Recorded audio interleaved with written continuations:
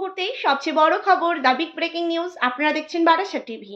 Barasat TV চ্যানেলে সবাইকে স্বাগত জানিয়ে শুরু করছি আজকের বিশেষ প্রতিবেদন। 2026 ম্যাজিক ফিগার 148।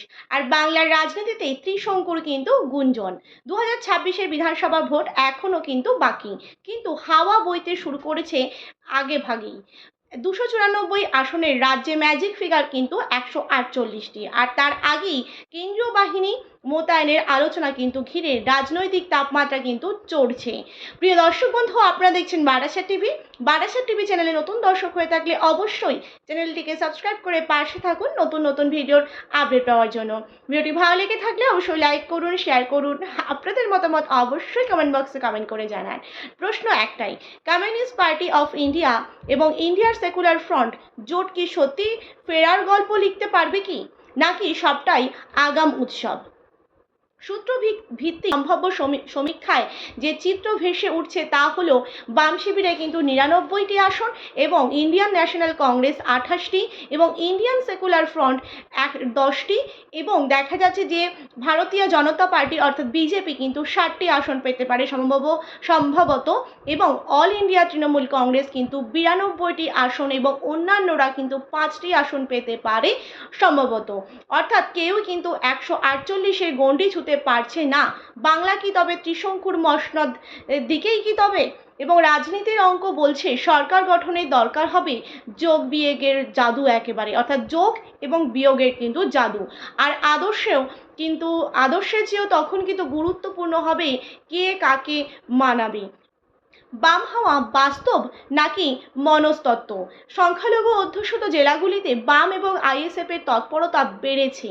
মোহাম্মদ সেলিম এবং নওশাদ সিদ্দিকীর সভা মিছিলের ছবি সোশ্যাল মিডিয়ায় ভাইরাল এবং বার্তা কিন্তু স্পষ্ট এবং ভোট ফিরিয়ে আনা অর্থাৎ বার্তা কিন্তু স্পষ্ট, ভোট ফিরিয়ে আনো লাল ঘরে। অর্থাৎ কটাক্ষ কম নয়। এতদিন যারা বামেদের অপ্রাসঙ্গিক বলতেন তারাই কিন্তু এখন নাকি অঙ্ক করছেন কোথায় কতটা ক্ষতি।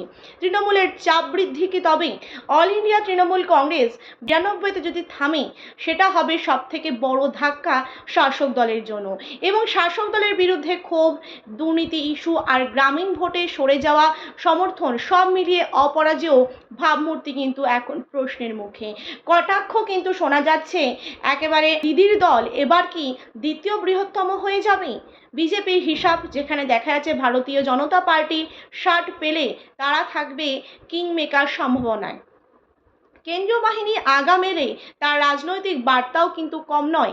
নির্বাচনী লড়াই যে সহজ হবে না তা কিন্তু একেবারে স্পষ্ট এবং কংগ্রেস আইএসএফের ভূমিকা ইন্ডিয়ান ন্যাশনাল কংগ্রেস 28টি এবং ইন্ডিয়ান সেকুলার ফ্রন্ট যদি 10টি, এই সংখ্যাগুলো ছোট মনে হলেও ত্রিশঙ্কু পরিস্থিতিতে তারাই হতে পারে টার্নিং পয়েন্ট। কটাক্ষের সুরে অনেকেই বলেছেন যে ছোট দল বড় দর কষাকষি, এমনটাও কিন্তু কটাক্ষ শুনতে হয়েছে এই দলটিকে। শেষ কথা, সবই কিন্তু সম্ভাব্য সমীক্ষা। ভোটারদের মনের ব্যালটে কিন্তু চূড়ান্ত কথা বলবে। তবে অঙ্ক বলছে 2026-এ বাংলার জোট রাজনীতি দর কষাকষি আর আদর্শের চেয়ে সমীকরণের লড়াইয়ে কিন্তু বেশি দেখার। বাম শিবিরে কিন্তু দেখা যাচ্ছে 99 ছুলে সেটাই হবে প্রত্যাবর্তনের বড় বার্তা। আর যদি 148 কেউই না পায় তবে কিন্তু মসনদ পেতে দরকার হবে নতুন রসায়ন। সুতরাং বোঝাই যাচ্ছে যে 2026-এর বিধানসভা নির্বাচন কতটাই কঠিন হতে চলেছে বাম শিবিরের জন্য। কারণ বামেরা এখনো আসন সংখ্যায় শূন্য, তাদেরকে প্রতিনিয়ত শুনতে হচ্ছে কটাক্ষ এবং বাংলার ভোটাররাই কিন্তু এই বিষয়ে শেষ কথা বলবে। সমীক্ষা কেবল ইঙ্গিত দেয়, ফলাফল দেখেন মানুষ এবং ব্যালটেই কিন্তু প্রকাশ পাবে এবং মানুষ যদি নিজেদের গণতান্ত্রিক অধিকার প্রয়োগ করতে পারে তাহলে কিন্তু চিত্র বদলে যেতে বেশি সময় নয়। এবং 2026-এ যে 148-এর খোঁজে কিন্তু সব রাজনৈতিক দলই অর্থাৎ সবাই, কিন্তু মসনদ কি ত্রিশঙ্কুর জন্যই সাজানো? এই যে 294 আসনে বাংলার ম্যাজিক ফিগার কিন্তু 148টি, কিন্তু সমীক্ষার যে অঙ্কে যে ছবি ভাসছে তাতে মনে হচ্ছে কেউ কিন্তু এককভাবে ম্যাজিক দেখাতে পারছে না। যেমনটা দেখা গিয়েছিল 2024-এর লোকসভা নির্বাচনে। আগে ভাগে কেন্দ্রীয় বাহিনী আসার জল্পনা, সভা মিছিলের ভিড় সোশ্যাল মিডিয়ায় কিন্তু ট্রেন্ড। সব মিলিয়ে দেখা রাজনৈতিক যে থিয়েটার, সে থিয়েটার কিন্তু একেবারে জমজমাট হয়ে উঠেছে ইতিমধ্যেই। এবার প্রশ্ন শুধু একটাই, দর্শক না হয়ে ভোটাররাই কি এবার চিত্রনাট্য একেবারে বদলার? কারণ সবটাই কিন্তু নির্ভর করে জনগণের রায়ের ওপর, জনগণের রায় কোন দিকে যায়। এবং দেখা যাচ্ছে সম্ভাব্য যে অঙ্ক সমীক্ষা ভিত্তিক বাম শিবির মূলত কমিউনিস্ট পার্টি অফ ইন্ডিয়া নেতৃত্বে ৯৯টি আসন পেতে পারে সম্ভবত, ইন্ডিয়ান ন্যাশনাল কংগ্রেস অর্থাৎ কংগ্রেস কিন্তু পেতে পারে ২৮টি আসন সম্ভবত, এবং ইন্ডিয়ান সেকুলার ফ্রন্ট কিন্তু 10টি আসন পেতে পারে সম্ভবত, এবং ভারতীয় জনতা পার্টি কিন্তু পেতে পারে 60টি আসন সম্ভবত, এবং অল ইন্ডিয়া তৃণমূল কংগ্রেস কিন্তু 92টি আসন পেতে পারে সম্ভবত। অর্থাৎ দেখা যাচ্ছে যে অন্যান্যরা কিন্তু 5টি আসন পেতে পারে সম্ভবত। অর্থাৎ 26-এ যে বিধানসভা নির্বাচন, সেই নির্বাচনের দোরগোড়ায় এসে 148-এ কিন্তু কেউ ছুতে পারছে না এককভাবে।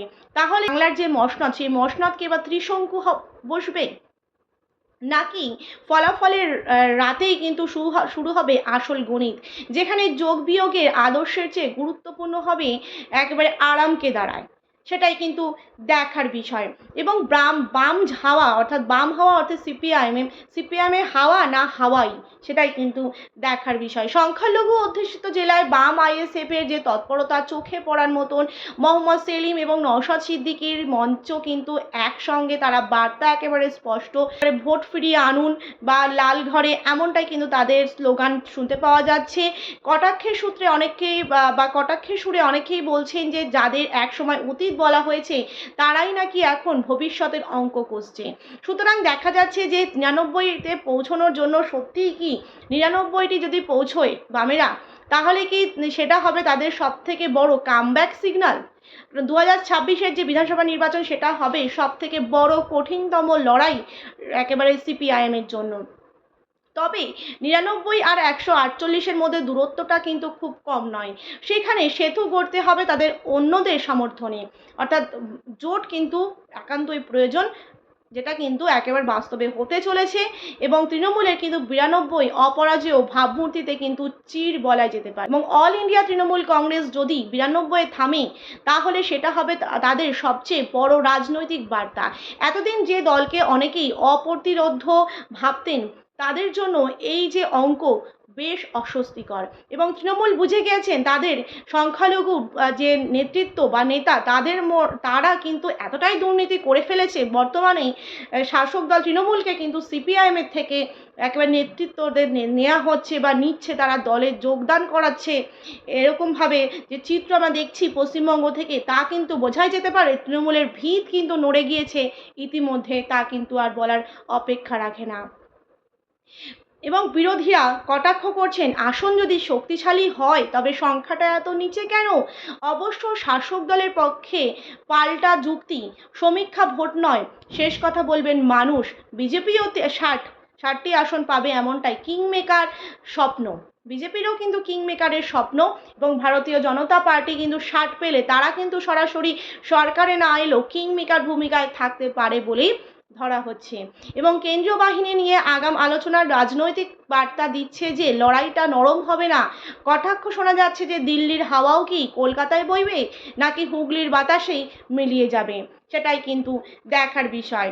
রাজনীতির পুরনো প্রবাদ মনে পড়ে, সংখ্যা কম গুরুত্ব বেশি। এবং কটাক্ষের ভাষায় যদি বলা যায়, তাহলে দেখা যাবে ফলাফলের রাতে ফোন লাইনগুলোই নাকি সবচেয়ে বড় ব্যস্ত থাকবে ছোট দলগুলোর দফতরেই। সুতরাং সংখ্যালঘু ভোট সমীকরণ বদলাবে। মাঠের রিপোর্ট বলছে সংখ্যালঘুদের মধ্যে কিন্তু মনস্তত্ত্বের পরিবর্তনের ইঙ্গিত আছে। কেউ বলছেন শাসক দলের প্রতি ক্লান্তি, কেউ বলছেন বিরোধীদের প্রতি নতুন আস্থা। কারণ বদলাতে সময় লাগবে না, শেষ দৃশ্য সমীক্ষা কিন্তু ইঙ্গিত দেয়, সিদ্ধান্ত নেন ভোটাররা। সব মিলিয়ে 2026 হতে পারে অঙ্কের নির্বাচন।